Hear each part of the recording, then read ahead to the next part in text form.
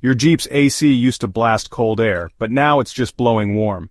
Here's what might be wrong. The AC compressor is the heart of your Jeep's air conditioning system. When it stops working, your AC can't make cold air. But why does it fail? First, lack of refrigerant is a common cause. If there's a leak, the compressor has to work too hard, and it can break down. Second, electrical problems, like a bad relay or fuse, can stop the compressor from turning on at all. Another reason is worn-out bearings inside the compressor.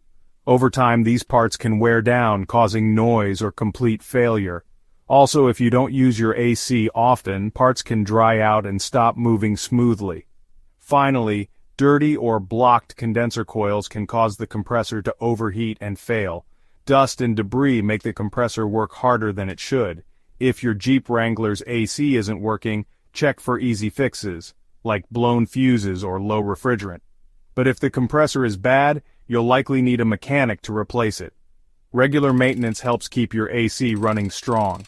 Check refrigerant levels, clean the system, and run your AC once in a while, even in winter. Don't let a hot day ruin your drive.